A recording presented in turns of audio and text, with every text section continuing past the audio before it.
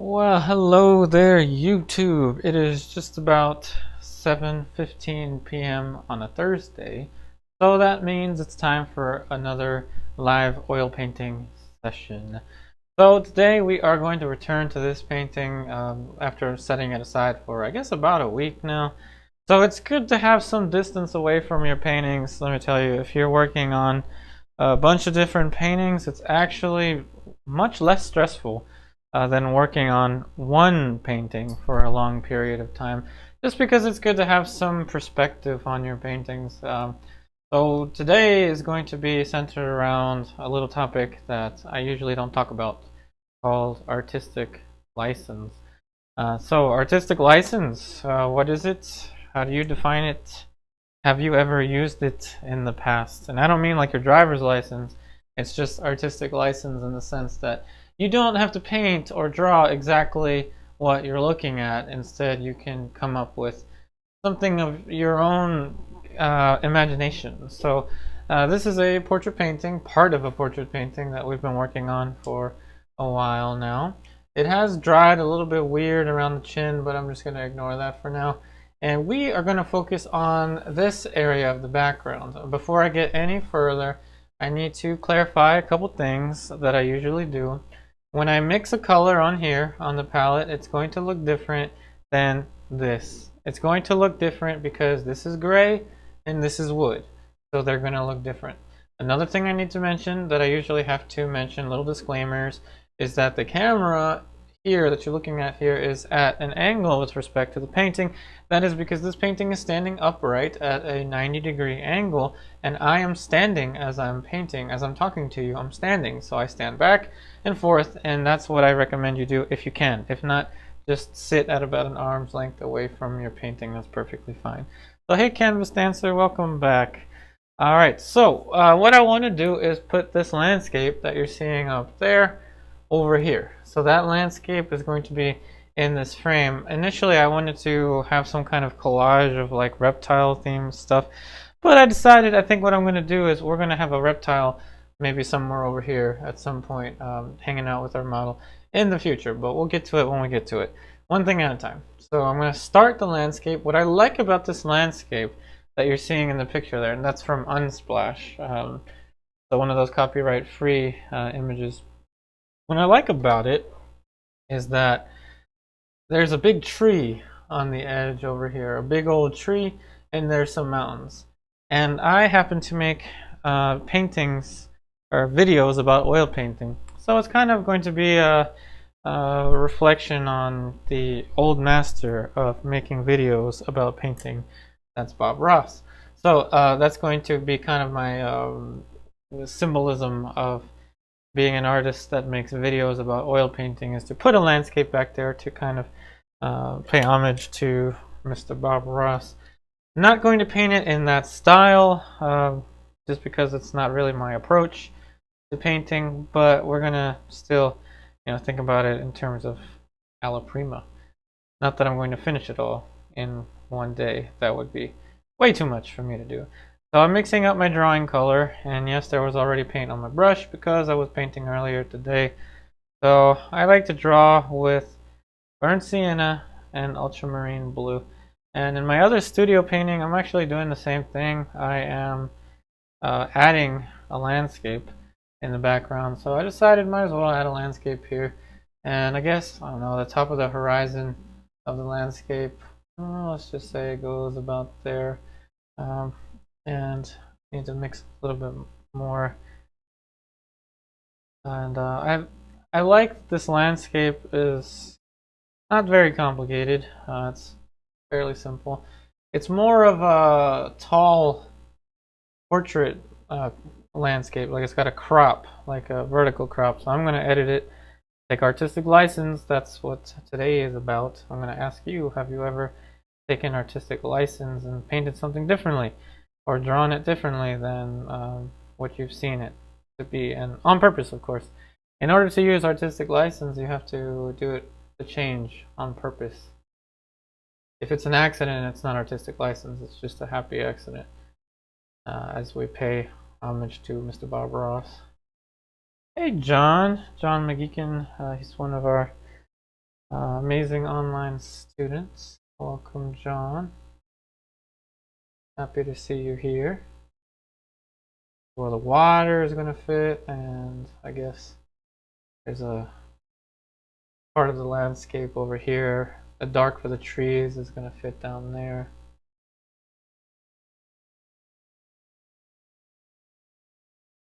Even though this is landscape, I'm drawing a little bit just so I don't go right into it and overwhelm myself.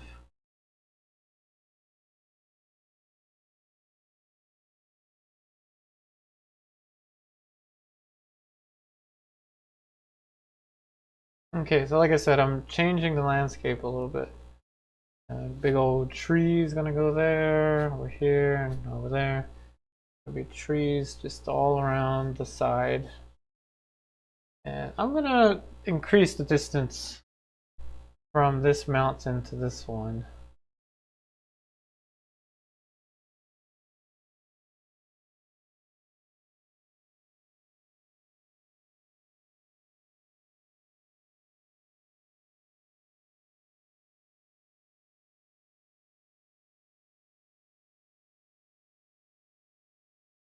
Now with mountains, you want to follow what I have referred to and other people refer to as atmospheric perspective. So when things get further away, they get lighter in value and they get more blue.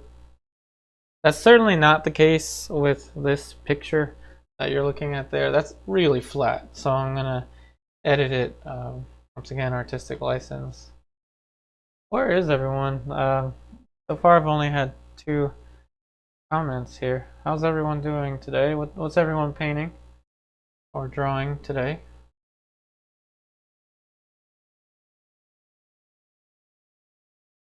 Trees. Bit over there. A light up here. I guess a sunset. What this looks like to me. Rocks.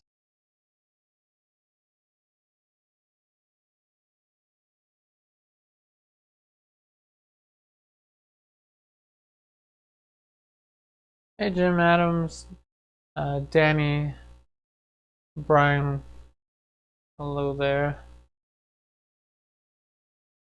I was wondering where everyone went.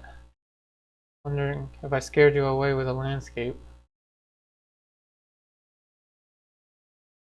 And of course it's not going to be as realistic as a photograph. This landscape is going to be more or less just impressionistic. And I hope to work on the frame as well. The frame of this canvas is going to need some information. Okay, I think we're about good. I think we can start off with color now. I guess we'll start with this central highlight over there. Hey Danny, you've been working on some master copies, working on a street scene. Painting cars is tough, I bet. Yeah, painting cars is gonna be like painting buildings. Except the buildings have very specific proportions. Hey Prashant. Welcome. So today we are going to talk about many things, all art related, but the conversation starter is artistic license. How would you define artistic license? Because even the word itself has many different interpretations. Hey, power, courage, and wisdom.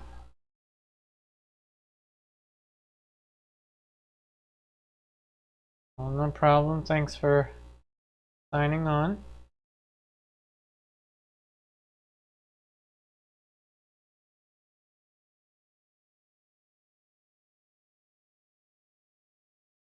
Alright, let's start off with this light. And I gotta be careful because this is a painting within a painting, which is a very exciting thing to do. You know that the old masters did paintings within paintings all the time, but I gotta be careful not to make it look too bright. So what I'm gonna do is paint it as I see it, But next time, I'm going to dull things out if I need to. Since this is going to have multiple layers, I can work as light as I want.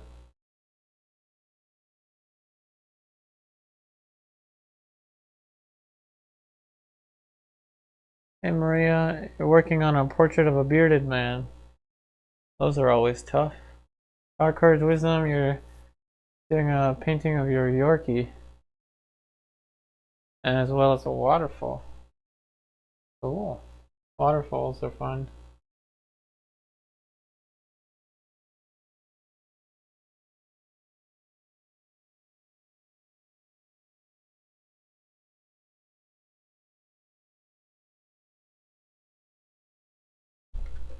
Gotta clean off some brushes as I go.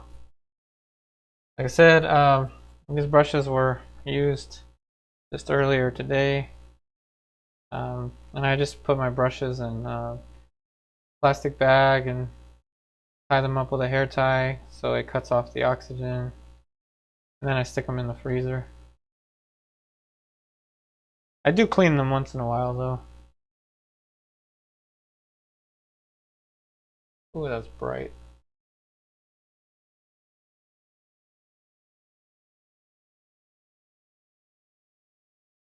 A little bit of Cerulean Blue, the weak blue.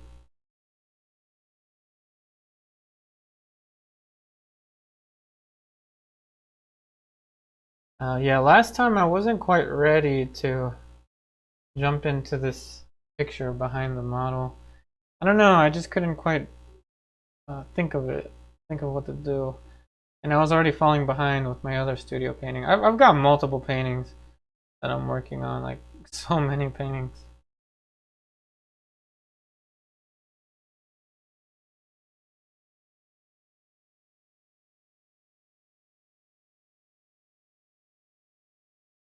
Your Power Courage Wisdom. Oh, you're doing studies. Oh, that's cool. That's cool. And the prairie too. Awesome.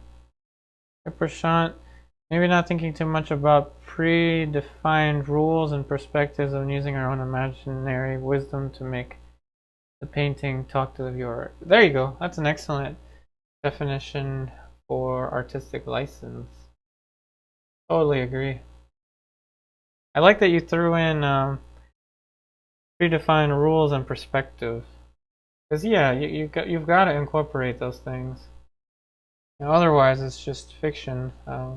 Which I mean, all of this is fiction, but it has less of a hold on reality if it's not very naturalistically painted. So I'm gonna go with just shapes of color for now. This is gonna be kind of a brownish.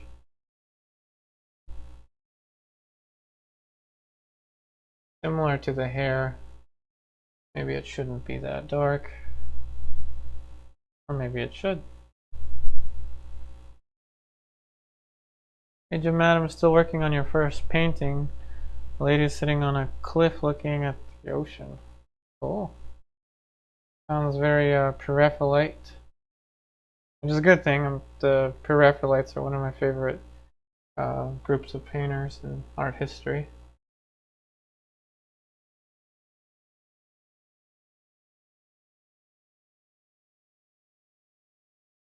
And with landscape, I like to treat it just like portrait. Not to change the topic too quickly, but I don't fancy myself much of a landscape painter. I can do it. I just don't. I only like to paint landscape if it's in the context of a portrait painting like this. And I like to work at it one piece at a time, just like with portrait. This is the same exact thing, like the block in of the portrait, right? And then just going right into shapes of color is precisely what I'm doing.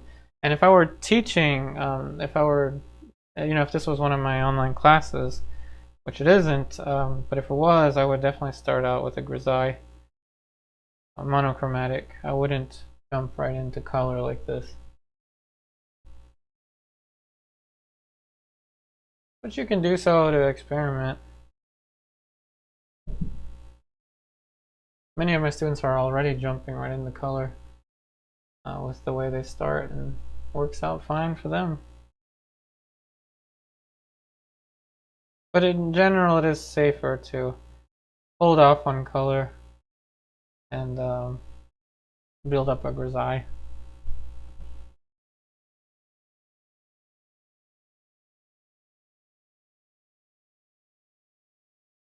So I'm pushing these orangey colors in the landscape. Obviously in the landscape they look very grayed out.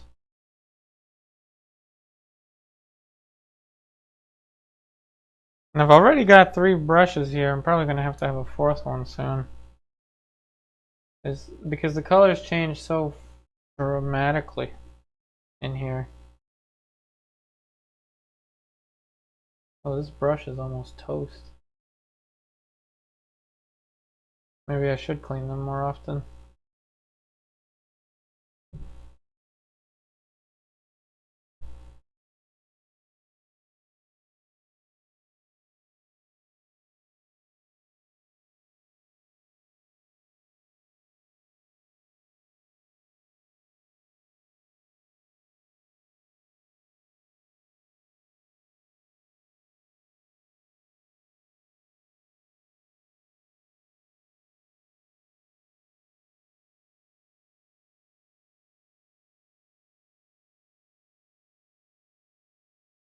So I like to work one shape to an adjacent shape. And this approach is universal, and it's not just for portrait. And I like the idea of a painting having almost all genres in it. It has figure, portrait, landscape, still life. I like paintings like that just have it all. Albeit they're more complicated to paint. But it wouldn't be fun if it wasn't complicated in some way. Hey Alexander. Hey Ruben. Oh yeah, this brush is almost toast. I'm gonna have to give this brush a good cleaning. Time to switch to another one. My brushes tend to last me a long time too, even if they start to get kind of stiff. I'm usually able to salvage them without too much of a problem if I use the master soap. Obviously using Gamsol first and then the master soap. The Master's brush soap, I am not sponsored by them. I'm not sponsored by anyone. I wish I was, but I'm not. It's just like one of the best, if not the best, soap I've ever encountered for cleaning your brushes. It's a great soap. You can salvage some brushes that would be otherwise not salvageable, especially if you're only using like dish soap or something like that, like I used to.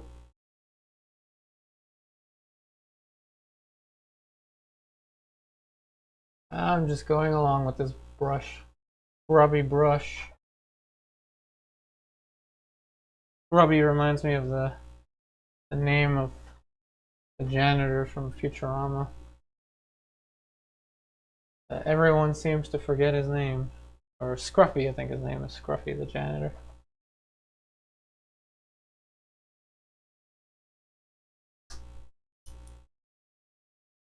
Okay, let's get a warmer color.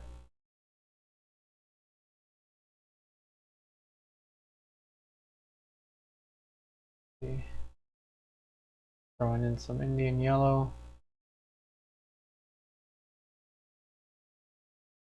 And some yellow ochre. This is why I say have your palette set up for any scenario, any type of situation. Because I can easily just go and work on the face if I wanted to. I can work on the landscape or I can work on the face. I don't care. It's all the same.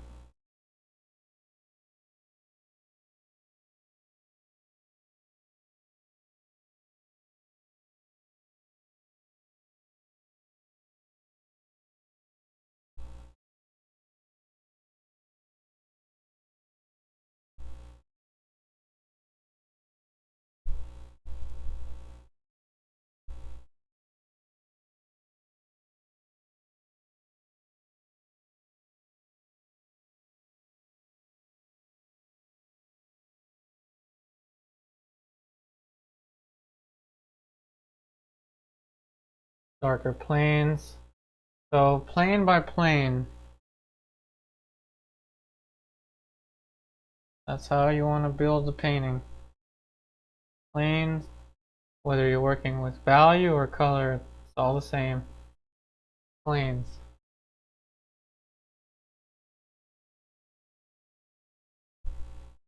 Right under here, a lot of dark.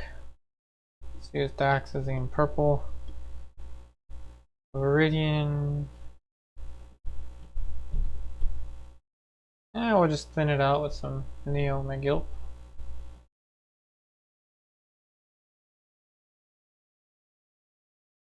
Very dark.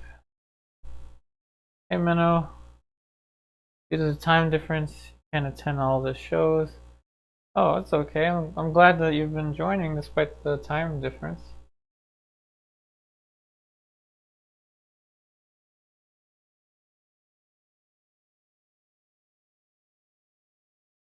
Yeah, I'm trying to keep these streams more consistent. I mean, life happens. Like, there's probably going to be some times where I can't make it either, but trying to make them more consistent. Rather than just to show you a generic YouTube video about painting a head, how to paint a head, I want to show you how I build real paintings, like studio paintings. By real, I mean paintings that I would show in a gallery or something. Not that I know any galleries that would accept me, but something similar. Or even just Instagram, like things I would be proud to show on Instagram.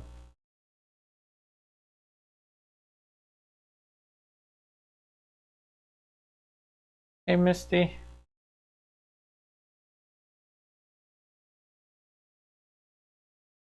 Little moments like this are nice because these lines are drawing me towards the model. This is great. Almost like I planned that. I didn't. I just I was looking for landscapes and something with a mountain and a big old tree, just like Mr. Bob Ross.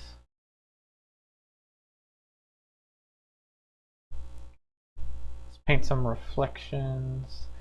Use Pthalo Turquoise, a very powerful blue. This thing has been sitting here for weeks, ready.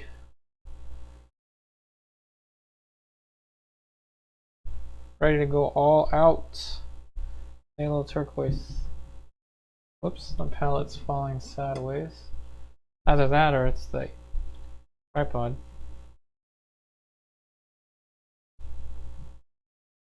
Hey Misty, I'm glad that you're enjoying these.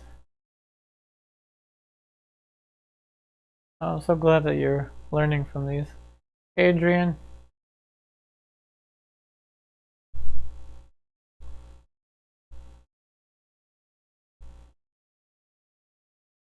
Ooh, Pthalo Turquoise.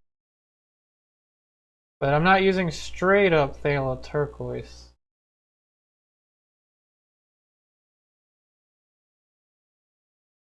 And I went out plein air painting with a friend of mine like a couple years ago now.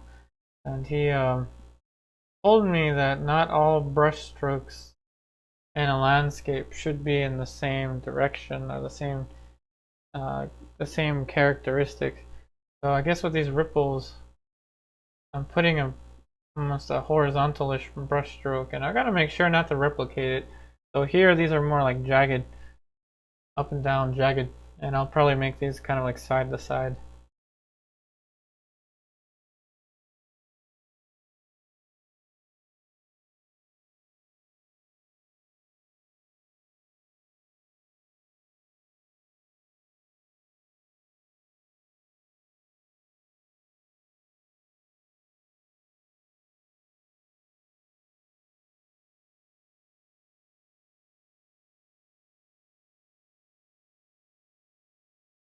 Little sparkles.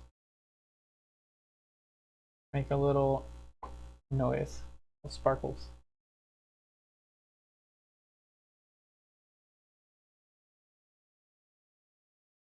And gotta make sure that these lights are not too symmetrical, just like drapery.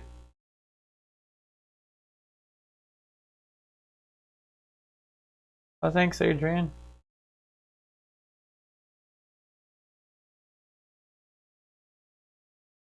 Gotta make sure you, and each place, each collection of objects is called a group.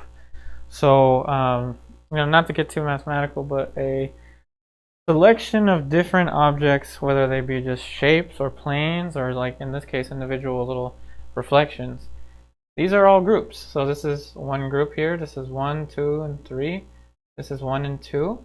So this is 3 and 2, and I'll probably just have one that's just a single, but not perfectly symmetrical. So be careful not to make your shapes too symmetrical, or your groups the same number. So this one had 3, this one had 2, this one had 1. I don't want to have 3, 3, and 3, or 2, 2, and 2. So you have to put in some variation in your groups, your grouping of objects. Hey, Sarian. Oh, Siri thought I was talking to her. Well, thanks for joining. Welcome to my YouTube channel. So I have been doing live painting sessions Tuesdays and Thursdays around 7 o'clock p.m. Eastern Standard Time. More specifically 7:15 p.m. Eastern Standard Time. Usually I would have just been doing pre-recorded videos, but I like the immediacy of the live stream a little bit more. I like that I'm able to communicate with you, or communicate with everyone. I'm putting these little dried out branches, just planes of dried out branches, and I'm changing the hue. I don't need to change the value too much, but the hue. And different brush strokes. These are more of a zigzaggy.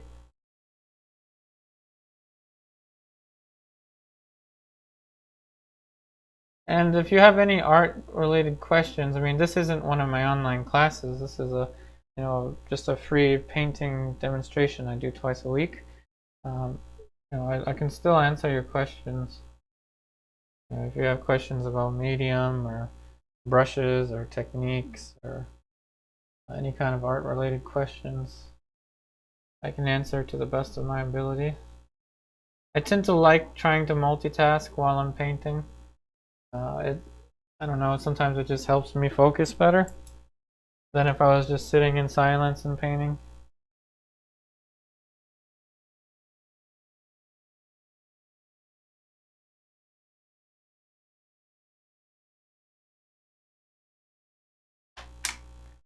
Hey, Edward Soto. Oh, I'm glad that you like the painting.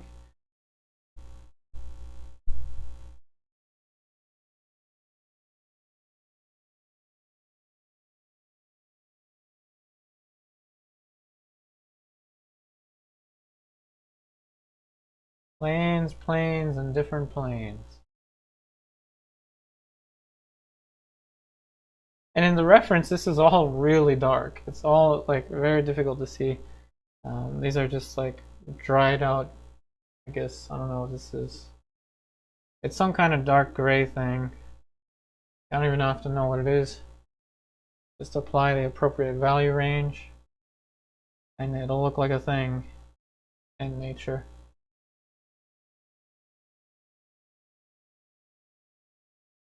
Alizarin.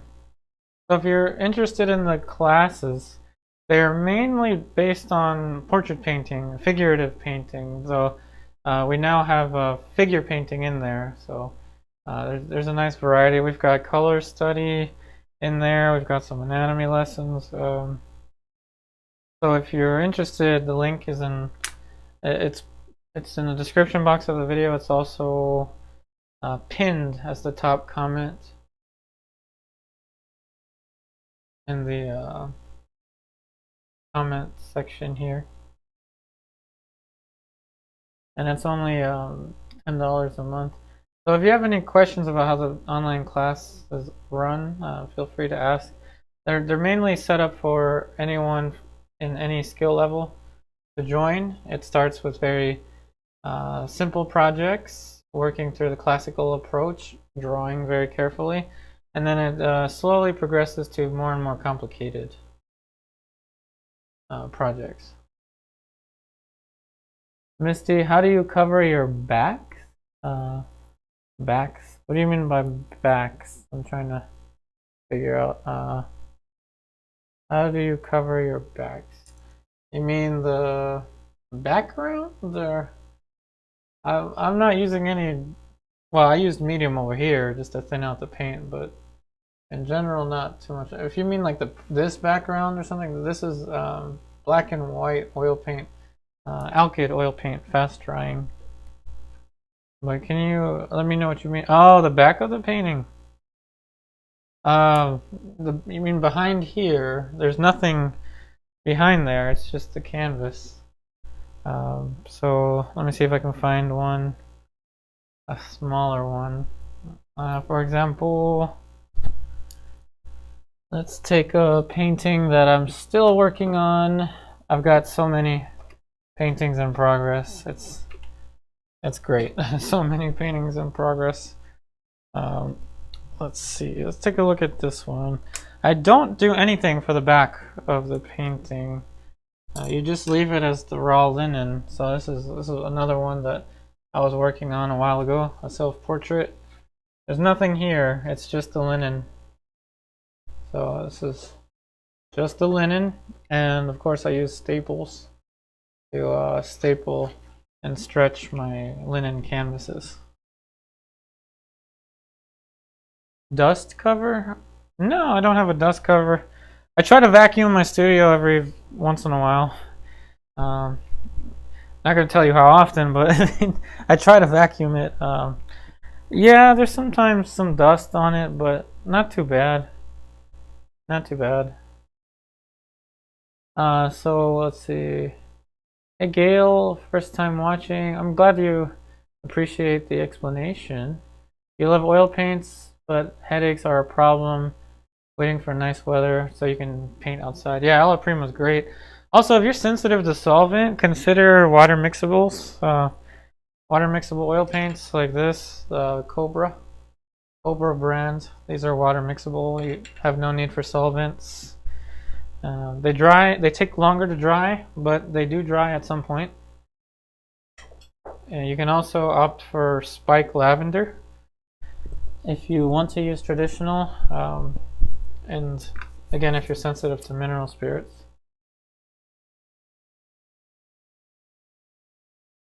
So Menno, can you explain something about liquidine or liquin?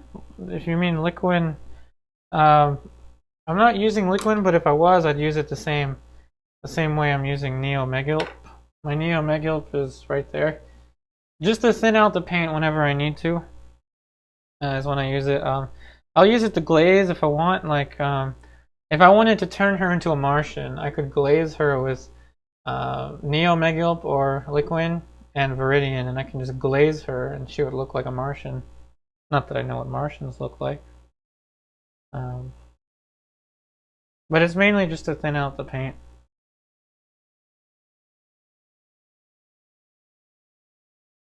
Okay, so there's some light showing through. This is going to give me the silhouette. I'm going to paint the trees directly over top of this light. So in that sense, I am going to somewhat follow Bob Ross. Adrian, do you regularly use complementary colors to give harmony to your paintings? Yes, I do actually. Excuse me. I do use complementary colors. I like that you noticed that. I use complementary colors a lot actually to mainly neutralize my colors. So you see me going from purple to yellow. Actually, I need to do that now. So this is chrome yellow. and Dioxazine purple. So I do go cross complementary, and I do that to neutralize colors rather than just go and use black and white to neutralize colors, or like raw umber or something like that. I use color itself to neutralize other colors. You see how Dioxazine purple made a somewhat of a greenish gray when mixed with the bright yellow. So yeah, Liquin, same thing as Neo-Megilp. So I use it just to thin out the paint when I have to, or to glaze.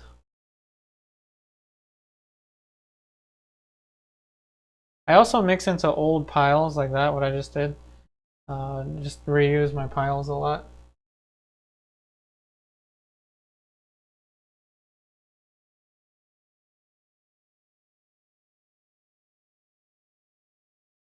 So a lot of these mixtures are just mainly intuitive.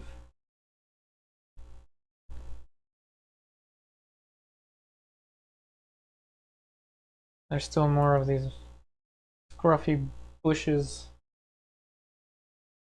up here. So one shape at a time, not getting over complicated. Okay, Liquin. Liquin original is a fast dryer. Oh, so you're just commenting about Liquin. So that's true. It does give a certain flexibility to the paint film. I will say Liquin has a smell to it, a very distinct smell, kind of like alkyd oil paints do, but a little stronger. And that's one of the main reasons I don't use Liquin, because of the strong smell. Neo-Megilp doesn't have much of a smell.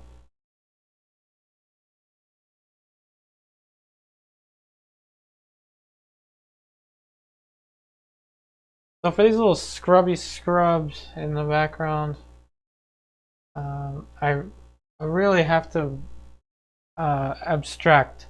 I can't just paint it like a little spongy scrub like what it looks like. It has to have light and shadow. Always emphasize light and shadow in everything, not just portrait. In landscape too, light and shadow is huge.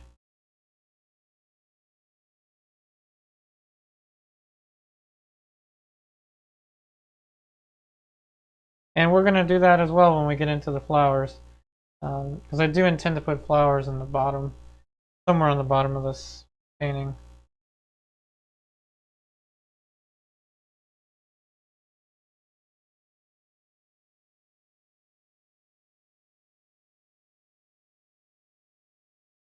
Hey, David. So paint what you see when you're squinting. That's very important. That's what I'm doing here. Now this mountain is going to be different from the original. And I might even move this line up a little higher. So the dark of these trees is going to go here. And then I might actually truncate some of the mountain. So very much using artistic license here. And after all, it is a painting within a painting. So there's that luxury too. And I just love how this silly little light on the lake just brings you towards the model. Instead of taking you away from her, it brings you towards her. So silly little things like that, they just end up working out.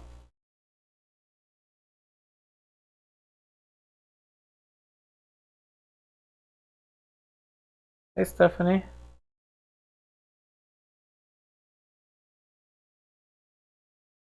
So Edward, you have an open air studio so it doesn't bother you. That's great. I've got windows, but it's kind of cold. I don't open the windows when it's cold. Plus I've got noisy neighbors. Noisy neighbors with sports cars and tons of kids.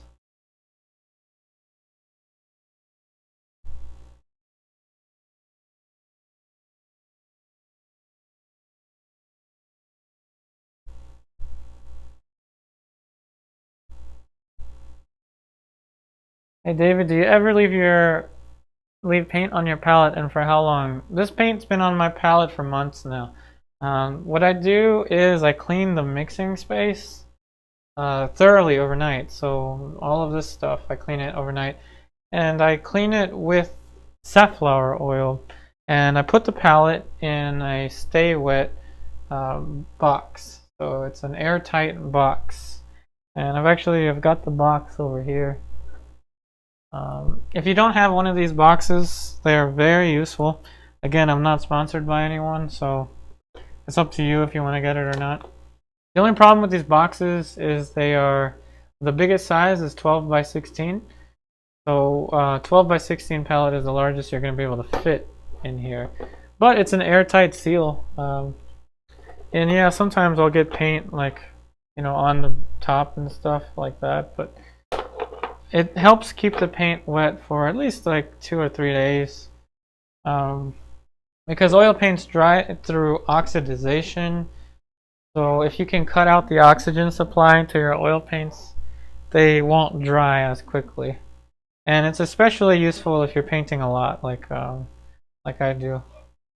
But if you're only painting like once a week or twice a week or something like that, then it might be better to just scrape the paint off of here and put it in the box itself, and then put the box in the freezer.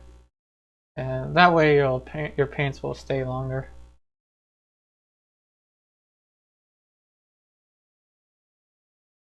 But yeah, I leave the paints on the palette indefinitely for life. They stay there.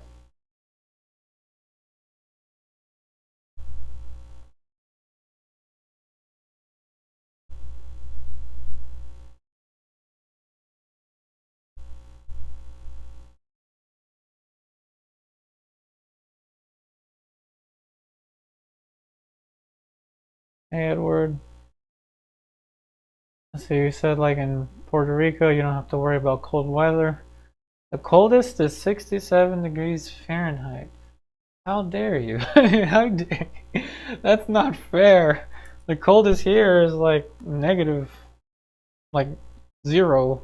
Like negative to 0. I mean, probably negative. I think the worst has been like negative, maybe 5 degrees Fahrenheit.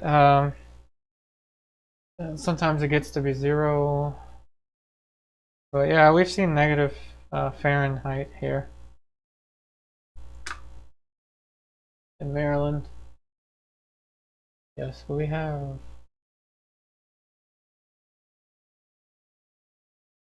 So jealous.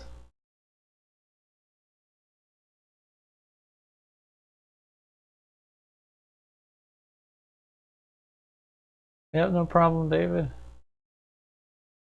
Currently 21 Fahrenheit over there. Oh wow.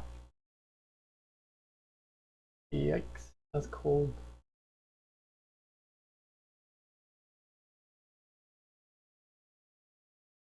Okay, so there's some rocky grayish textures here, which I think I'll just use the canvas for that. Put some more trees.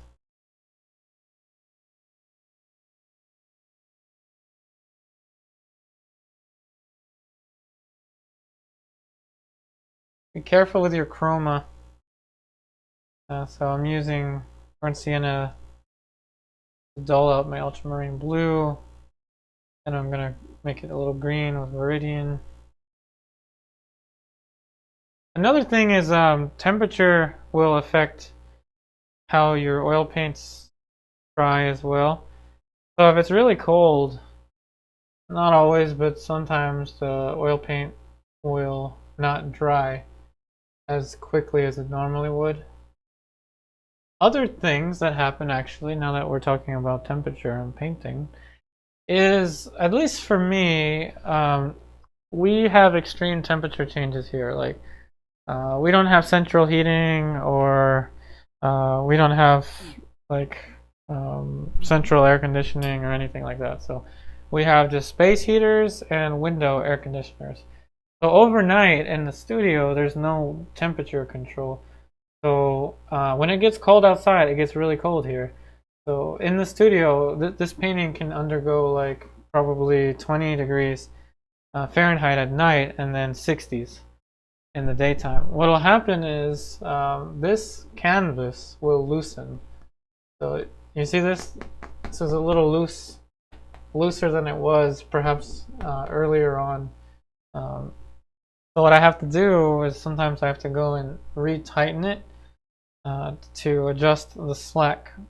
It shouldn't harm the painting in the long run, but that does happen. And if you ever find that your paintings do start to lose the slack, like if they start to get a little loose, don't panic. Don't spray water behind it like a lot of people suggest you do online. Just restretch it. And if it's a painting that you haven't stretched, you can stretch it. Just take it off of its stretchers, and you're probably going to have to modify the size of the painting or something, but it's correctable.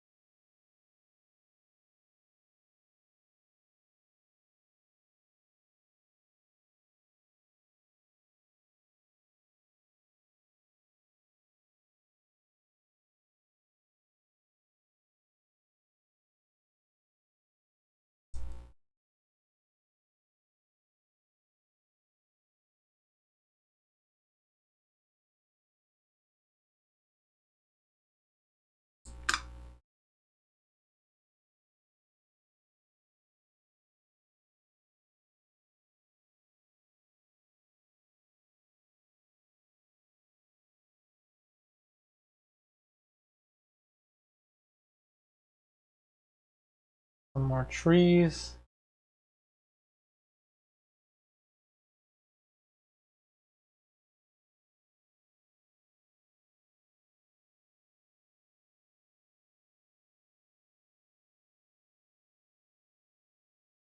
So Maria, why did I start painting the landscape at the bottom rather than the top, furthest away?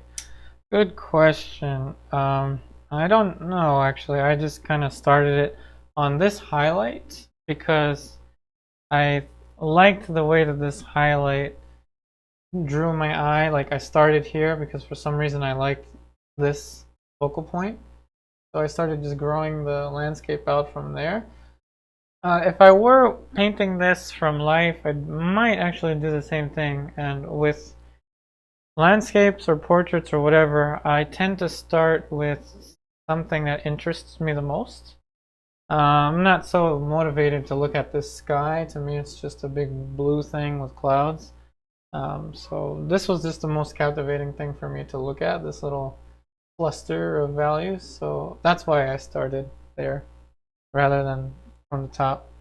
I know Bob Ross would have started up here with, he would have covered the whole thing with liquid white, which I think is just linseed and titanium white, but he probably would have started with cross-hatching of turquoise in the sky, but no.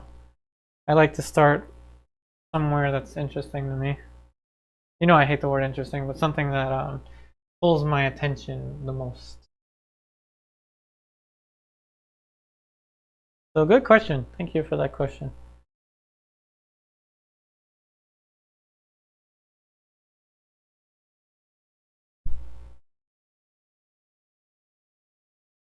So thanks for pointing that out, David. Artist in Puerto Rico.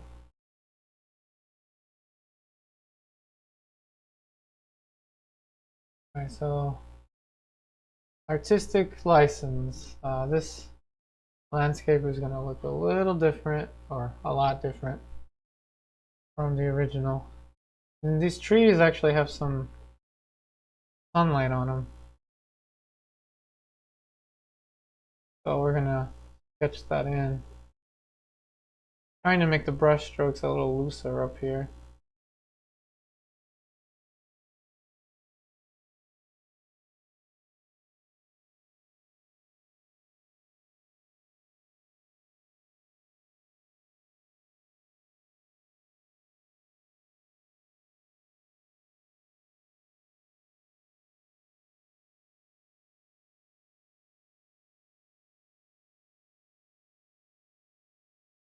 And yes, she's gonna have a shadow casted on the painting. It's gonna happen, but it's not going to be there. I'm gonna edit the shadow, and I'm actually probably gonna put it. Let's say if the light is shining here. Oh, never mind. Never mind. See, this is how improv I am with these paintings. If the light's coming from here, which it looks like it is, the shadow is gonna be here, probably right here. So the shadow is not gonna be on the painting. Huh. I don't know why I didn't think of that. You see, I just like to come up with things on the spot with these paintings. I like painting that way. I don't like having everything just perfectly planned out. Kind of like life. I kind of don't plan everything that well. Kind of let it happen.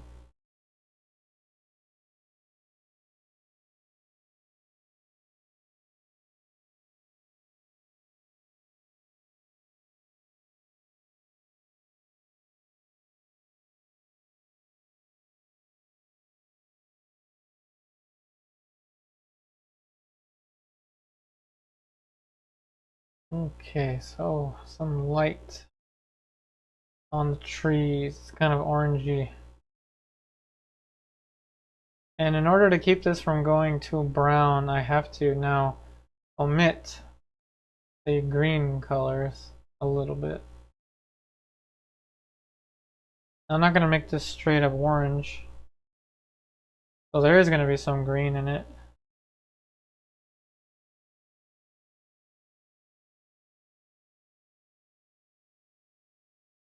And the lights are usually more opaque. So more paint. Yes, it's going to look different from the palette to the canvas. For the reason I already explained. Now watch out with symmetry. I don't want each of these brush marks to be the same. I also don't want to accidentally put in a gargantuan tree that wouldn't make sense with the other trees. Not that that matters that much. Yep, her shadow, right? I have to consider those things.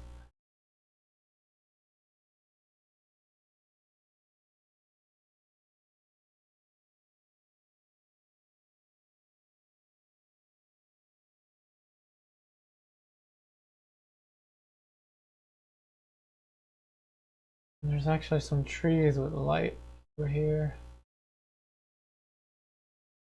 I gotta be careful that they're not too orange. I don't want the trees to look like they're on fire. It kind of looked like that in the picture.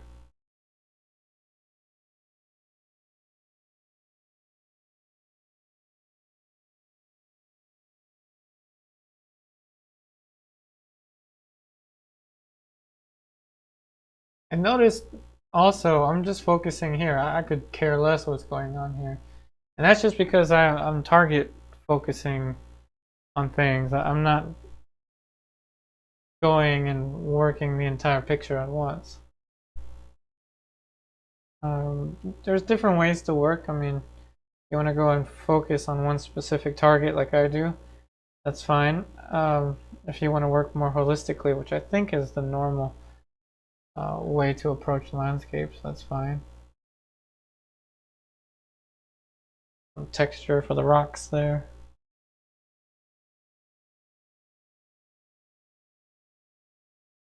Have your landscape on the rocks. Just a couple rocks here. Not that they'll show up that much anyway.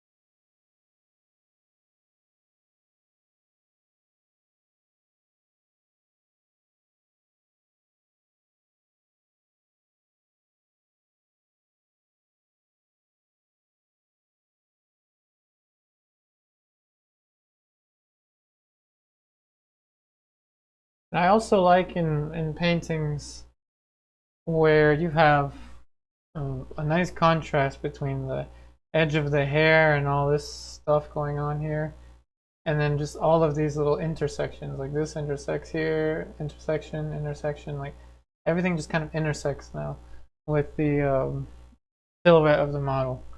That's more fun. I think for me that's more fun than just looking at a blank background. But sometimes a blank background is necessary.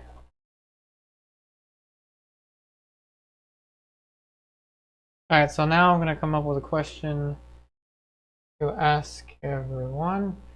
So I think we covered the artistic license portion of this video, which was the main topic, so... Oh, okay, question for... Oh, that's a good question for everybody, actually. Excellent, excellent, Jim Adams. Thank you so much. What were some of your first paintings? And let's let this be a question, not just for me, but for everybody. What were some of your very first paintings that you've ever done? Excellent, excellent, excellent. So great question for everybody. I want to see, we've got 29 people here, so I want to, okay, now 28. I want to see 28 responses to this one. For me, my very first painting was a still life of a clock that I painted back in like 2008 or 2009, I don't remember, somewhere around that time, of a clock. And then after that, I think I painted one of my rollerblades. I think I painted the rollerblades in acrylic, and I painted my first painting on with oil paint. Let's see, then I started getting into portraits. I tried to paint a portrait of my mom. She hated it, so I painted over it. And then I went to paint some landscapes. I think this is all around the time span of like my first month painting. I went out to paint the cherry blossoms in DC. So canvas dancer, floral, still life. Samantha, landscape a la Bob Ross. That's cool, that's cool.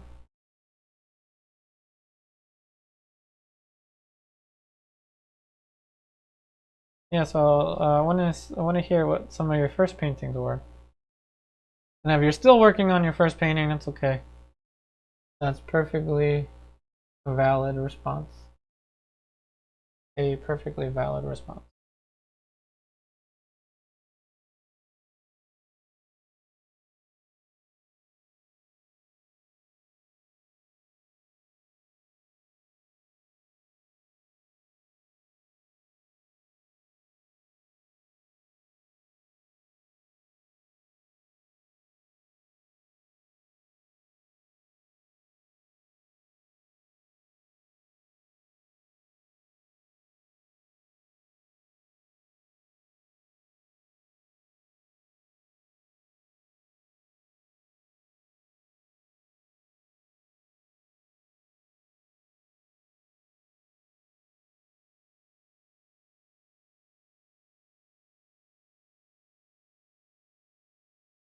So David Bonnet, landscape, many trees. Menno, as a kid, ancient Egypt stuff. Oh, cool. And skulls. Edward Soto, abstract painter. You've moved away from abstract towards the landscapes and now portraits. Awesome. You landscape imitating Bob Ross. Awesome. So lots of Bob Ross fans. That's good. I'm trying to kind of pay homage to Bob Ross with this one too. Maria started out as a still life painter. Lots of fruit. First painting that sold was a pair of worn out roller skates. Oh, cool.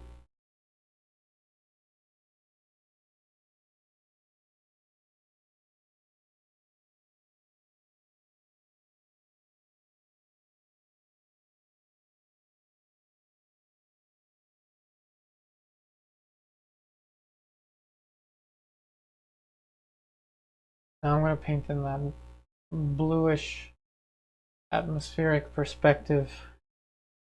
I have to switch brushes for this. So from Cerulean, 4th grade, kittens in a basket with flowers, with praying watercolors.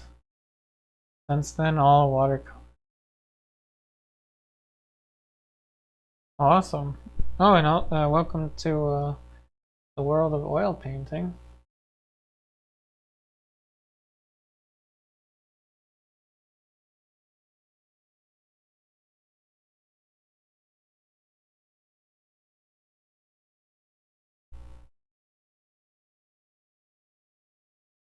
Edward Soto. Yeah, Bob Ross was a different kind of human. I agree.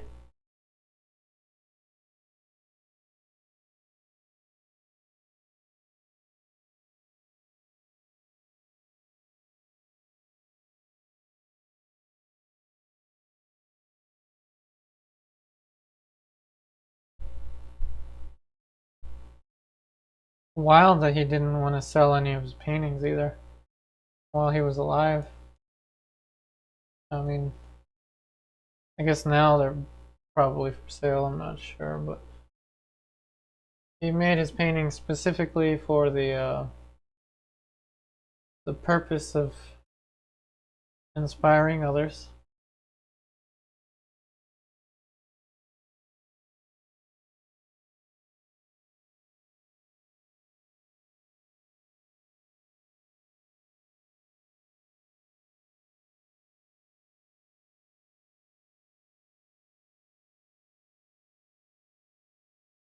Cerulean, you signed up for the classes. Okay, let me double check my email.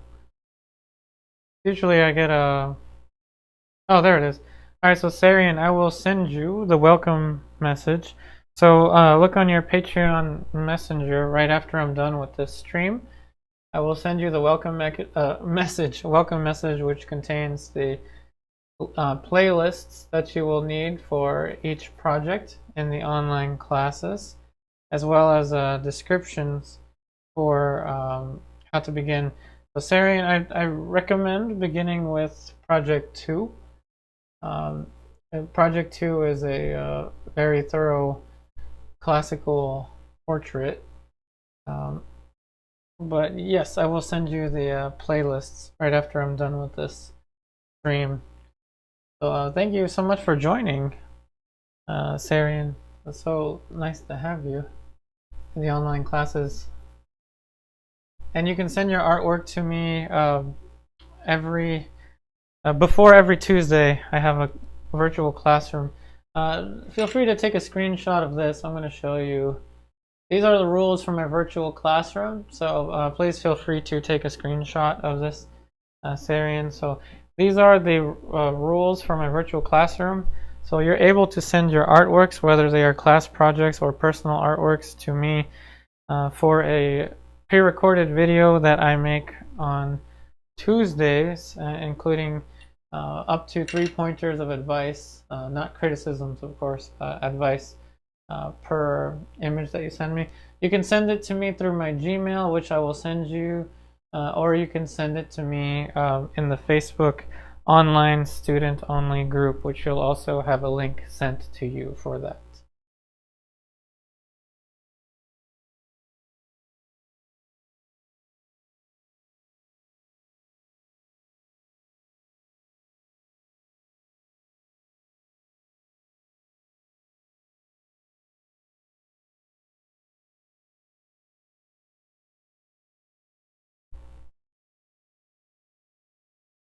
I missed a few comments here. Stephanie, so Tempest on a Sea Night after Ivan, can't pronounce the name, in acrylic. Awesome. Yeah, I gotta look up these artists.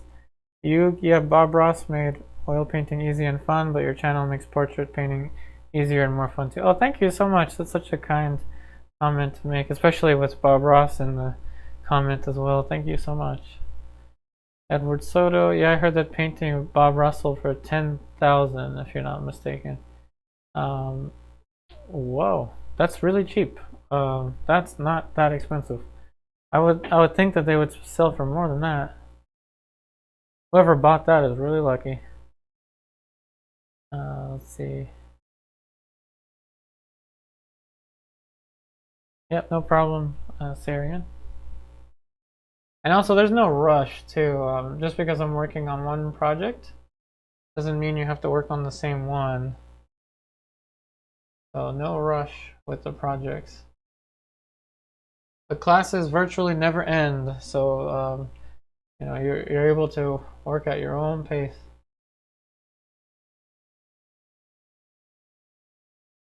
And the methods that I teach are different than this. This is what you will get to eventually with the online classes. But I work through Grisaille. I teach through Grisaille, classical underpaintings.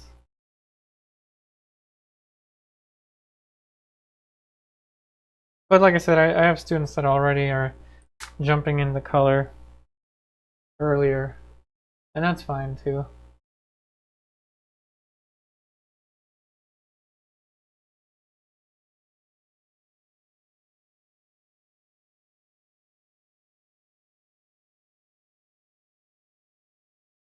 Hey Maria, no problem. So you have a question about the shadows in the portrait. Are there any basic rules for whether a shadow is cool or warm?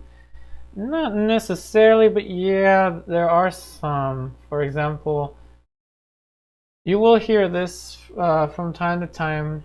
Cool light, warm shadow, warm light, cool shadow. That can be true, but there are exceptions to that rule. So for example, this is an orangey light, imagine, right? Just imagine. This is an orangey light, just hypothetically. And the shadow can be cool if there is nothing behind her. However, if she's in an orangey light and the wall is a bright orange color, you'll then have an orange light and then you'll have an orange or red shadow. So that's a huge exception to that rule. But for most purposes, warm light, cool shadow usually works. Cool light, warm shadow, warm light, cool shadow. However, I do emphasize, at least in my classes, to paint colors in relation to one another. So always look at shapes in relation to other shapes. That is mainly geared towards painting from life. And color study in my online classes I teach through painting still life objects in different light conditions, just like Monet did his haystack paintings. Paint the same still life object in different light settings and you will study the characteristics of the light. And that's really the way that you want to study painting, at least color. You want to look at it as shapes of color in relation to one another. Yeah, don't worry, Sarian. I've got painters that started with absolutely zero experience with drawing people or even with painting, and it's a learning process. Everyone does learn. It's just you will learn at your own pace. And the way that I design the online classes is everything is step by step. You even have a drawing template for the first couple projects. You have a template you can print out that has the block in for each portrait drawn out specifically for you to reference from or to copy from if you have to. It's all step by step. None of it is you know without explanation.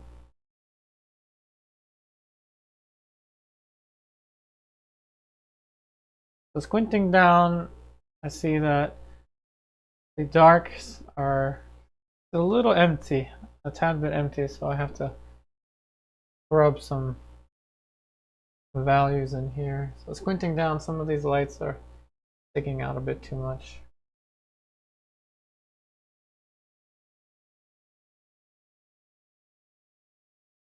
Oh, we've got another student. So I will send you the welcome message with the playlist, just like I described earlier. So welcome both of you to the online classes. So happy to have you there.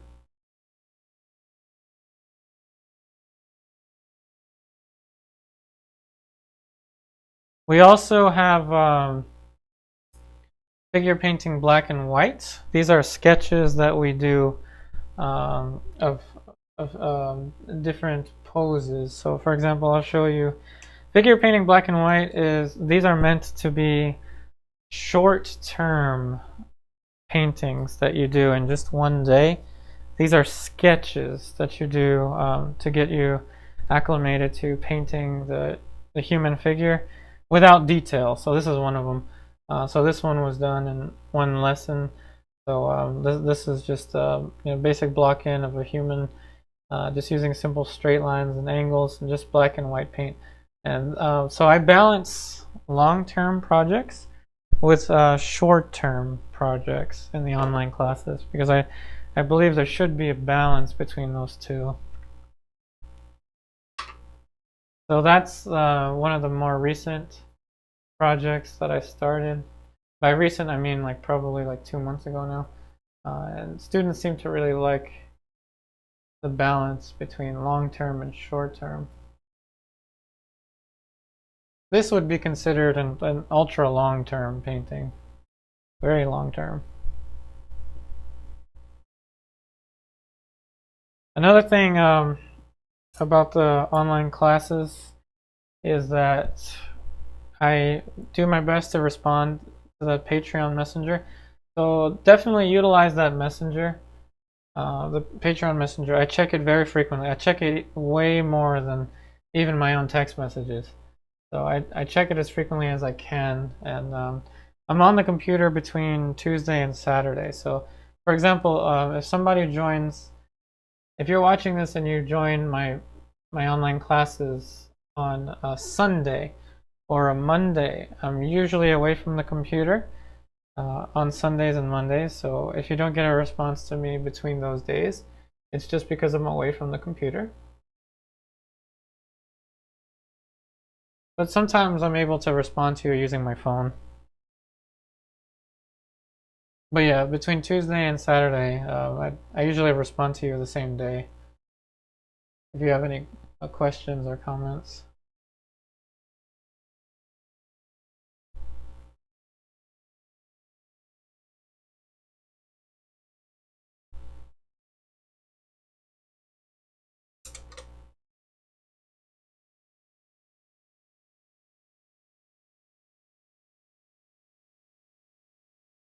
Hey, no worries. It's not very difficult. It's easy to manage to operate because each project has a playlist. So beginning from the first lesson to the last lesson of each project, it's all organized in playlists that only students can view. So all you have to do is just with the playlist, you can just go and watch each lesson as you like at your leisure.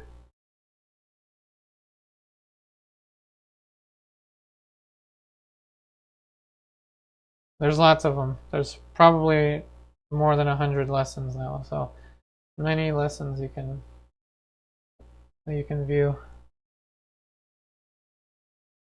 Hey, Michael Jones. Oh, thank you. The Menno sketches of Rembrandt are so great and fun to see.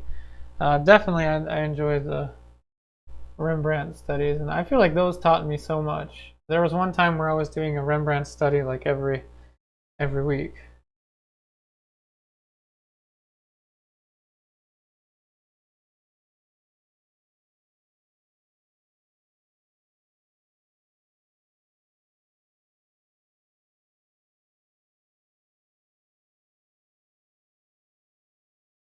So just ultramarine blue, a little bit of yellow ochre for the sky. The sky is actually kind of reddish. Yep, I got your message. You got your message. See? I check my messages as frequently as I can. I'm just not able to send a reply right now because I'm working on this painting.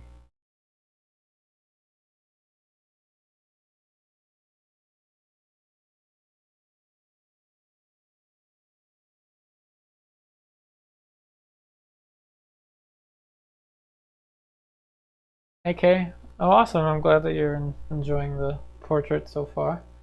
I've got plenty of time to ruin it. Don't you worry.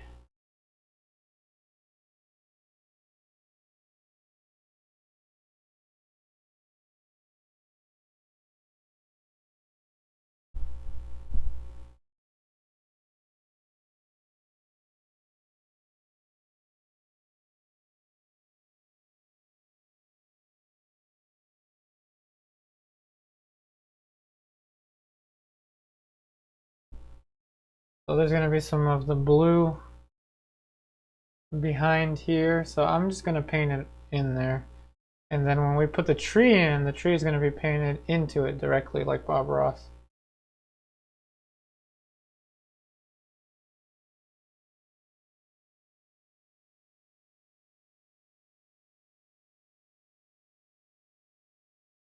Thanks, Kay.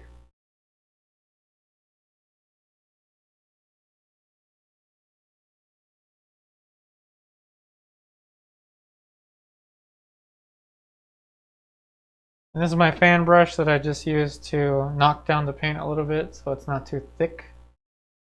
This is a size 6 Winsor Newton Monarch fan brush. And with that brush I usually just dry clean it. Not like taking your clothes to the dry cleaners, but I just smack it up against a dry paper towel. And that's how I clean it. Never with solvent.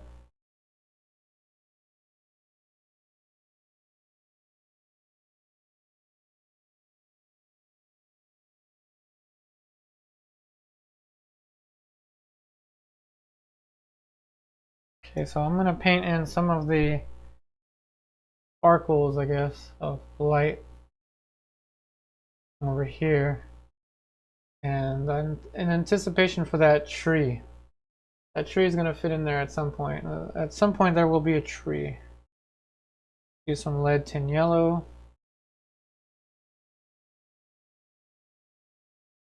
Yep, a happy little tree. There's going to be a happy little tree there at some point.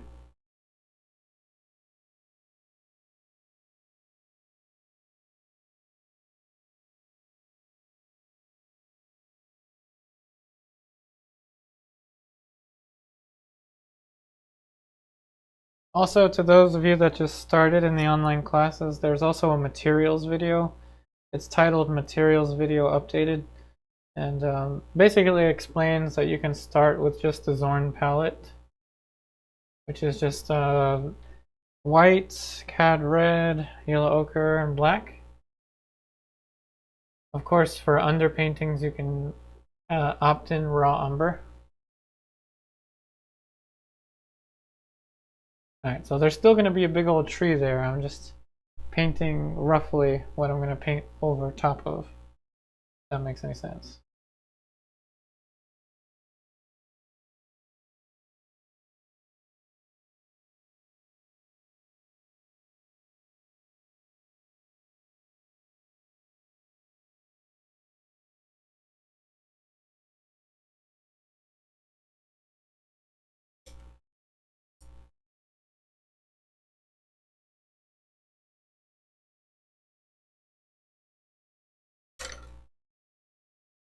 Alright, so the back, or let's just say the right side of the painting that I've been neglecting doesn't really have much to it, but I'm going to start with the light, just like I did last time, or not too long ago, I guess.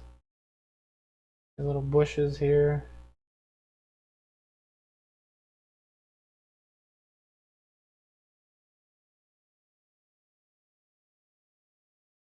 Hey, Sarah, and you inherited a bunch of painting supplies. Oh, awesome.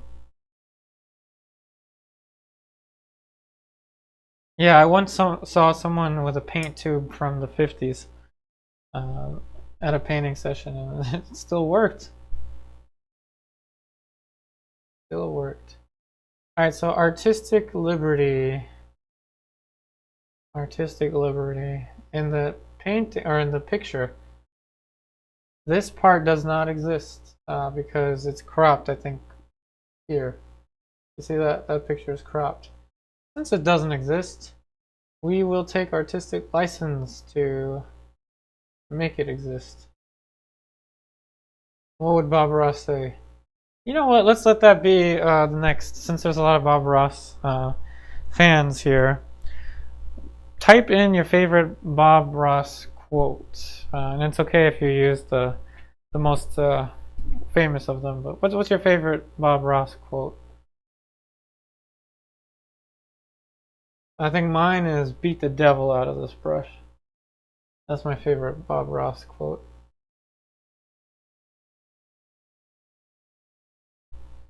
Just beat the devil out of that brush.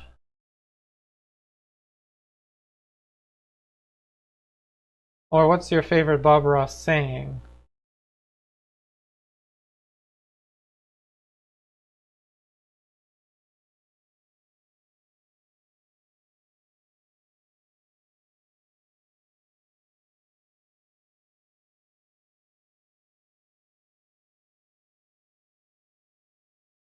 Edward Soto, happy little trees.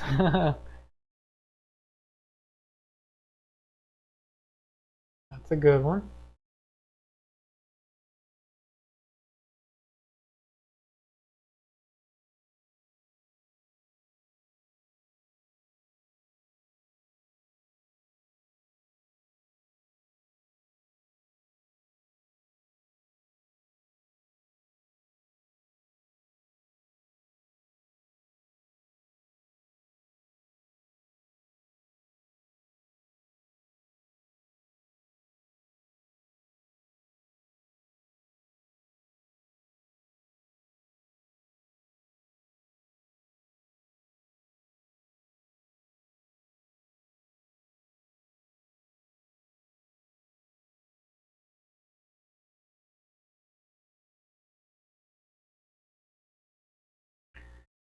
Arian Miller, the happy mistakes quote.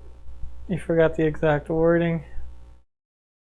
Libertas, son of a gun. He would say that? Really? Oh yeah, I think I remember that. Jim Adams, happy accidents. Yeah, that goes with the happy mistakes. We don't make mistakes, we have happy accidents. I think that's the quote. Michael Jones, put light against light. You have nothing, put dark against dark. You have nothing. It's the contrast of light and dark that each give one, that each gives the other one meaning. Oh, that's good. Yeah, that's good. See, Bob Ross did have some pretty good training. That definitely, that speaks to classical painting. And a lot of painters don't, a lot of classically trained painters like myself may think that Bob Ross didn't have a classical foundation because he didn't draw an underdrawing, but he did have a good foundation. He just didn't really explain it. He just kind of did it. It was part of the mystery of how he worked.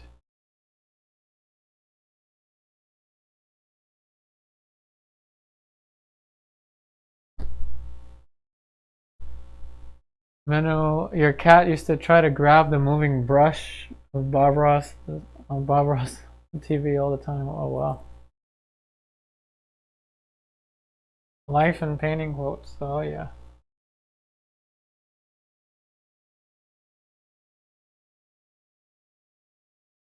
Another saying that I liked from Bob Ross when he would say, "There lives." There lives a happy little cluster of rocks here. I don't know, like he would say, "There lives." And then he would make up little stories about like a squirrel. You know, he would have been painting this and said, "I'm gonna paint this bush here so a little squirrel and his family can go and hide." Things like that. That was fun to listen to.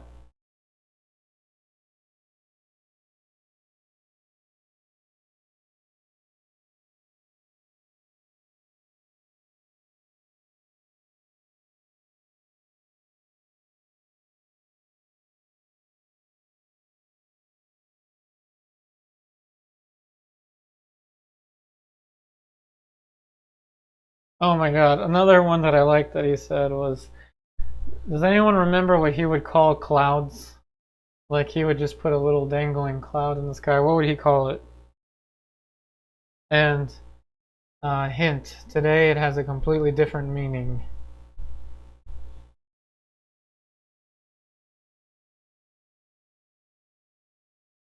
He would call clouds something as he would dangle them on the sky. He would call them something. It has a completely different meaning today. Another hint, it starts with an F. And it rhymes with odors, which I don't even know is a word. But I would always kind of giggle when he would say that.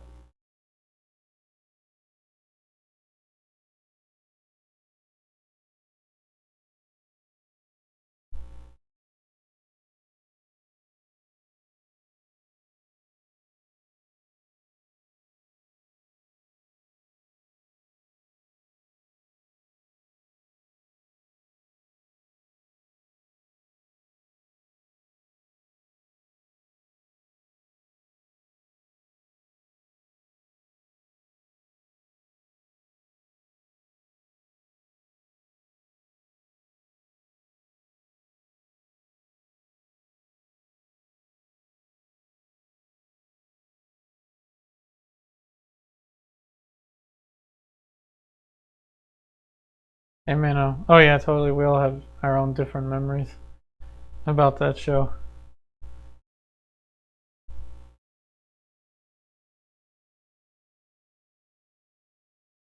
Yes, Sarian, there you go. You got it. They're called floaters. That's what he would call his clouds that he would put there. Totally different meaning today. And if you don't know what the slang is for floaters, what it means, I would just look it up. It's hilarious.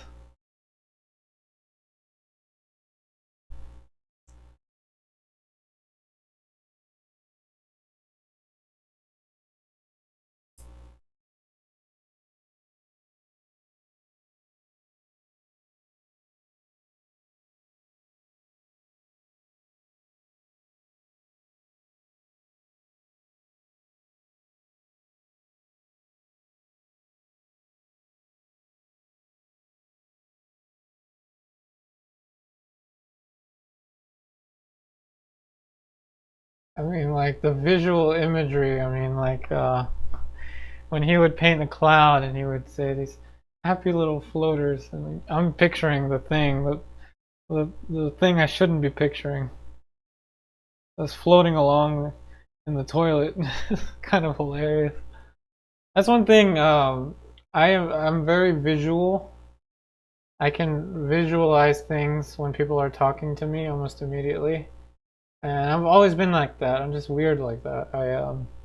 I visualize things, so oftentimes I'll laugh at things people don't even know what I'm laughing about. Just the sight of it is just hilarious to me in my head, of course.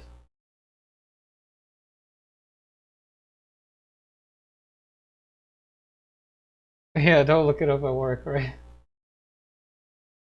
It's not too bad. It's not even PG-13. It's like it's a it could be like a children's joke. It's not too bad. There's far worse jokes here on YouTube for sure.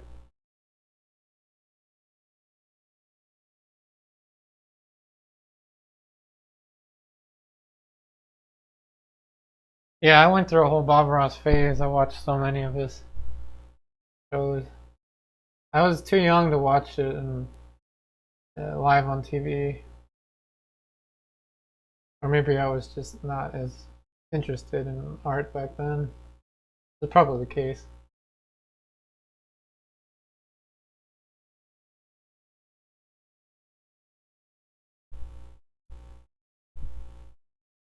No, you're the same too, Edward and Arian.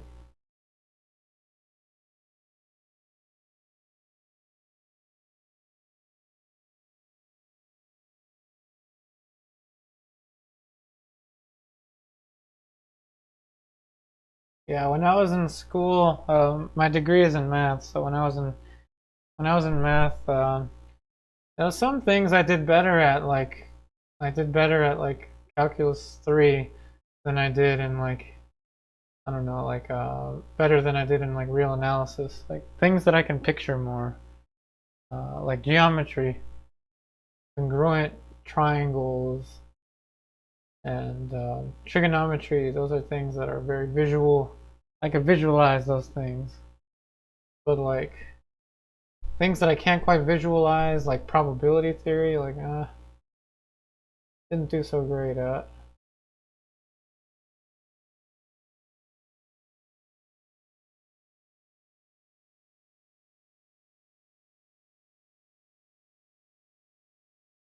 Oh, that's a good one, Danny. Shenanigans. There's nothing wrong with having a tree as a friend. Yeah, that's one of those that you can't quite say today. If you just walk up to a stranger, there's nothing wrong with having a tree as a friend. They might look at you kind of funny. That's a good one.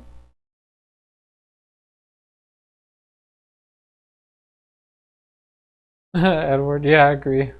That, that kind of joke is pretty funny.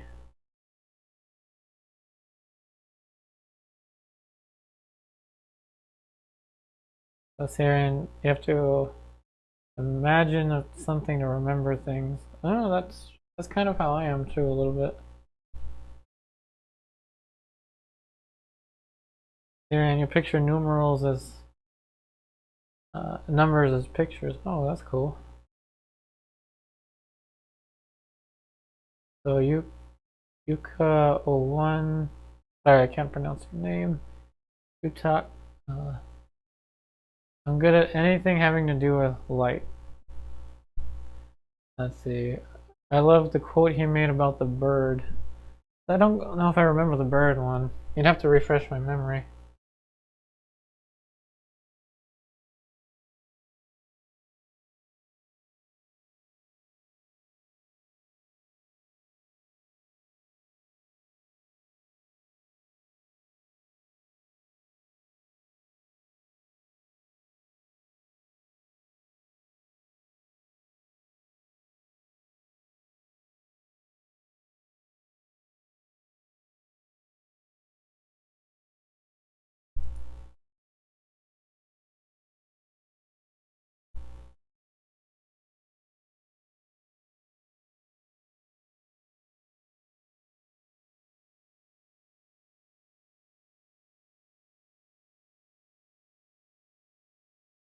The bird was an eagle.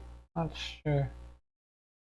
One thing I missed that's kind of like an ASMR thing, that's Bob Ross, other than his voice, is when he would do you remember this? He would go dun, dun, dun, dun, when he's like cleaning his brush. He would hit the tray like dun, dun, dun, dun, and then he would just smack the brush on the. Just from an ASMR standpoint, I really like that.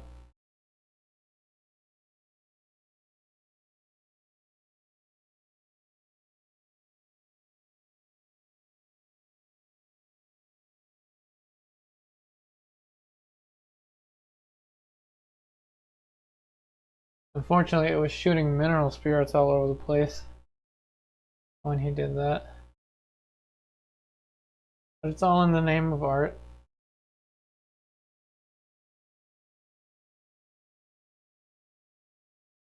So it belonged to the raptor family. And your name is, let's see, Asker? Oh, cool. I'm not sure if I can pronounce it correctly. There's a bunch of ASMR videos of that same exact thing. I figured there would be. Gotta look that up. You just go all the way and clean yours nice and gently. No one hears a thing. The only thing I clean that makes a noise is my brush. I'm gonna dry cleaning it. I kind of smack it up against the paper towel. But even then, it's not as cool.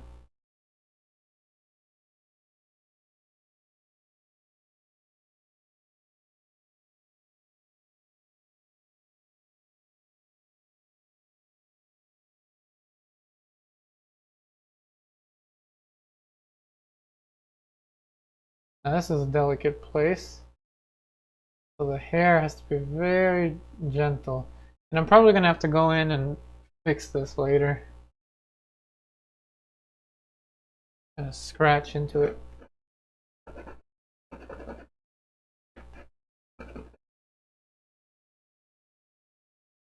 Yeah, I think that's something I'll fix later.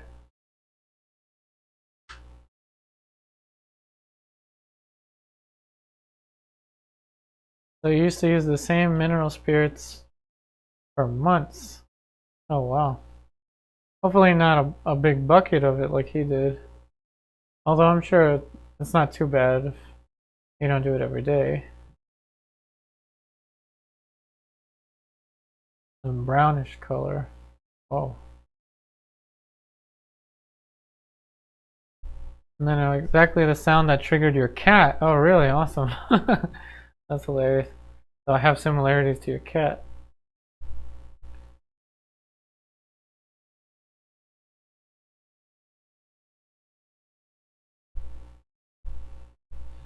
The brush was treated immediately after use, then dried.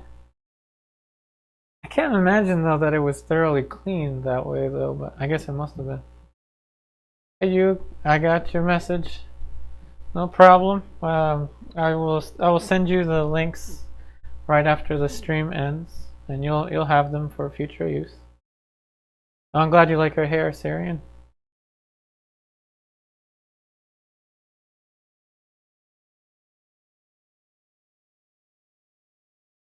Not sure if I heard of that one. Drawing of Death and Persephone.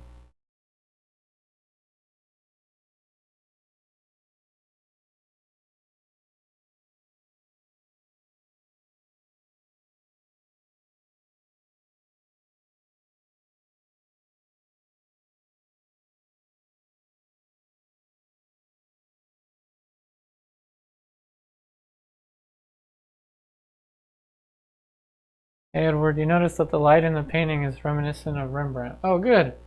Thanks. I used the Rembrandt lighting, the little triangle of light here. So when I took this picture a while ago, I tried to get Rembrandt lighting in it. So thanks for noticing that.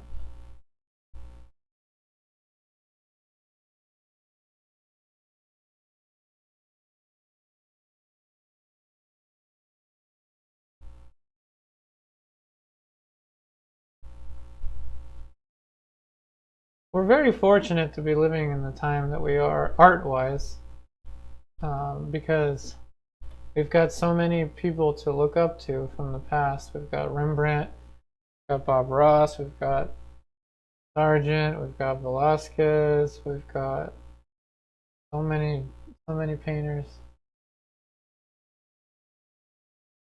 Artemisia Gentileschi.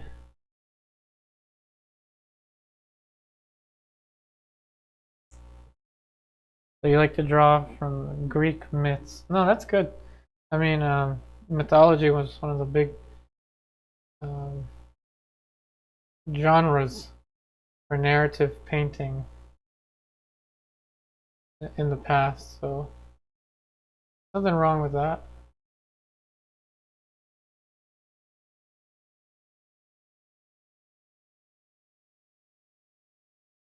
Syrian is pronounced Persephone. Oh, cool. Yeah, I'm terrible at pronouncing things. Yeah, we'll definitely do a self-portrait with this lighting. I suggest it. Rembrandt lighting is great. Also, if you're doing a self-portrait from a mirror, make sure to position your eyes a little bit lower. Meaning have the light higher so that the light is not right in your eyes when you're painting.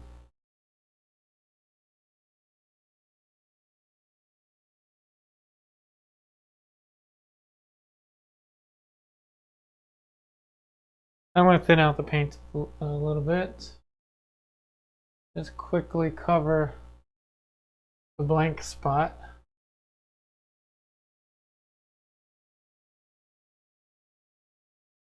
Throw some trees in there. I've got just about 3 minutes till 9. So these usually go till about 9, so I'm going to make sure to cover this. We're going to pull a Bob Ross here really quickly. We're going to paint in some happy trees.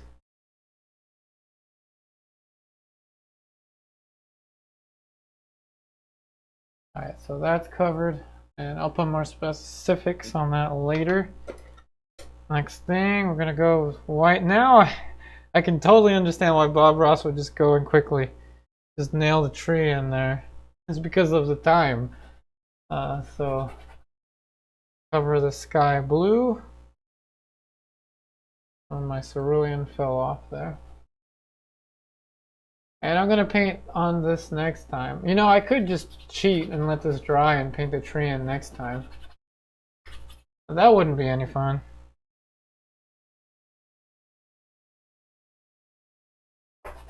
Alright, so thinning out the paint. Next time I can go and make the sky more specific.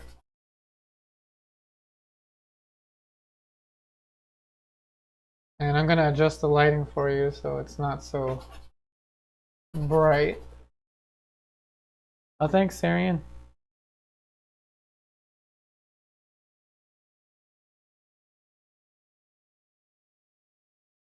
Alright, I'm a little behind on some of the comments, but I'm just trying to cover. Don't think I'm ignoring you, I'm just trying to get this covered.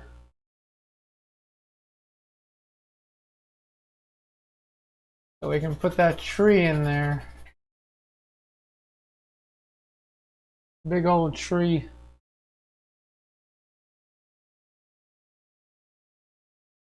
And then we'll come back to this. Hey Edward, yeah, I'm gonna do the tree. Don't worry. What I need though is a very huge puddle, quite a huge puddle of paint. So I'm mixing burnt sienna, Viridian, and I'm gonna need medium for this one because thin paint tends to stick onto thick paint. Hopefully this is painted thick enough. So what would Bob Ross say? Test of bravery. Obviously I'm going to start mine differently than him.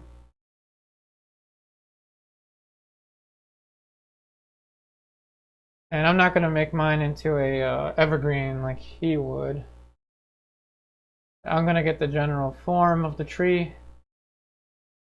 And I'm going to simplify the tree because, unlike Bob Ross, I cannot leave it in one layer and let it be. I'm just not as cool as Bob Ross. It just will never happen. So I'm gonna just go and just throw down.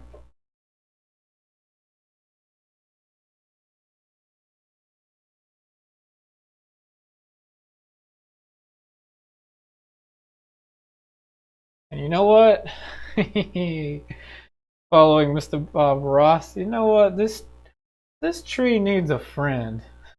So let's go and give him another. Let's give him a buddy. But let's make sure that this tree over here is not as tall, so it doesn't intimidate the other tree. So this tree is this guy's wingman. Is there just to make this one look good. And obviously these trees are not finished. No way. I'm not going to use a big old fan brush and just smack along like Bob Ross did. Okay, so it's blocked in now. I gotta use the fan brush to eliminate glare.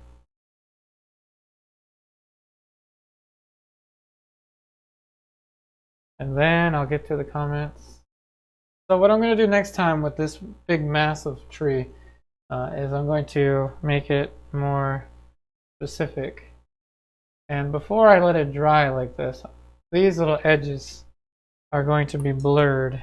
And like I said, I'll block it in like Bob Ross, but I won't paint it like he did. Because I want it to have, I guess, to have a different appeal. So blur it out.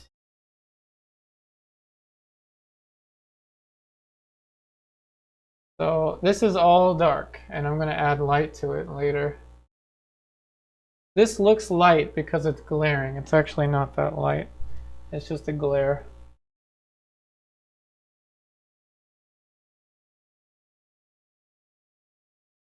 So you can see now it's glaring less. So that should be good. This looks like, as some of my friends would say, a hot mess. But that's okay. It's a start, and it's something that I can build on to. So perfectly fine for me to build. Now I've got a bunch of questions I've got to get answered here. Okay, so are you going to paint the tree for real? Yeah, I did. Well, at least I tried. I suggested it. Fan bush trees are the fastest. Yes, if you're going to paint evergreen trees, but I want to paint whatever that tree is. I don't think it's an evergreen, but whatever it is, I'm going to go into that with more specifics.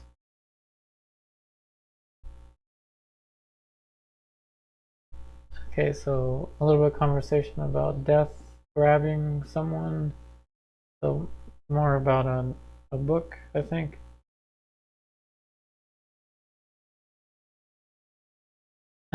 Can we get a moment of silence for dramatic effects? It's not that dramatic, don't worry. I'm going to work on this next time, so don't think I'm just going to leave it like that. I can't do that.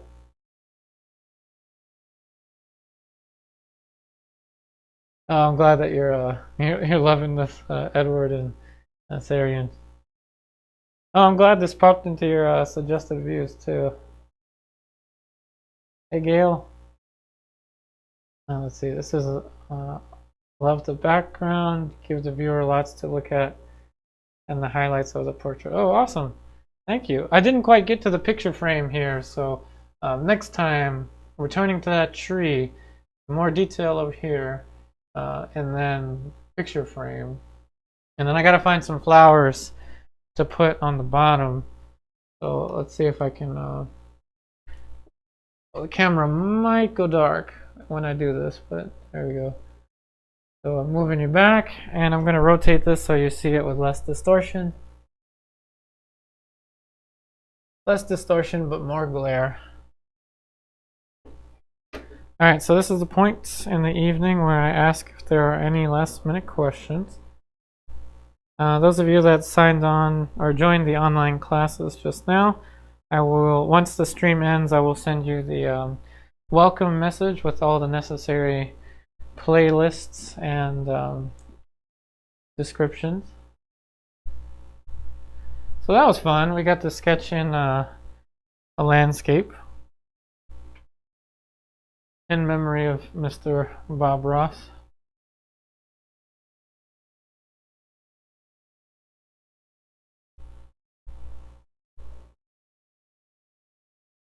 So just going to hang out for a little bit and see if there's any last minute questions. Oh, yeah. The light sensitivity, right.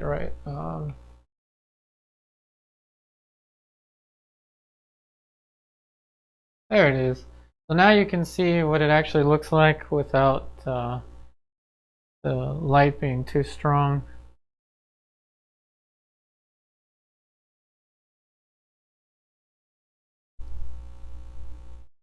Yep, happy painting, Edward Soto. Siri, what time do the streams start? So these public streams I'm doing from 7:15 p.m. to 9 p.m.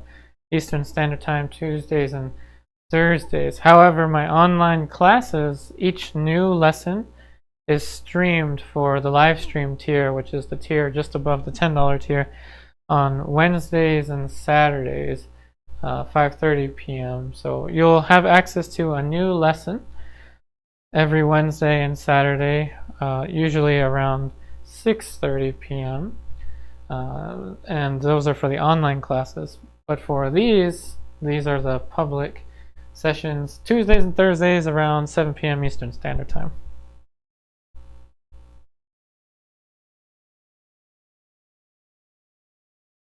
Well, thank you for watching Canvas Dancer. Well, thank you. Thank you, Menno.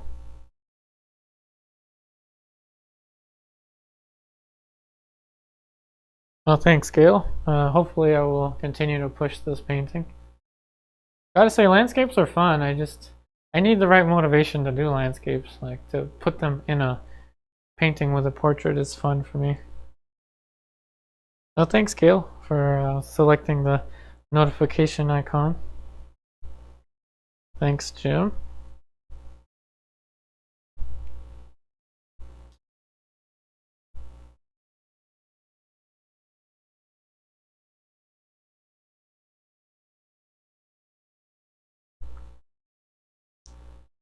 Oh, thanks, Syrian.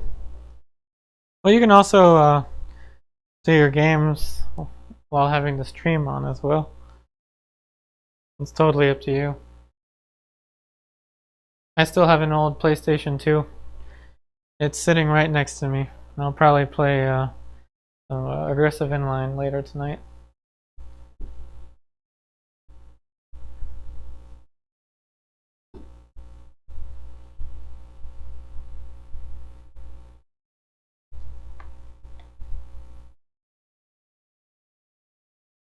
Yep, have a great weekend as well, Gail.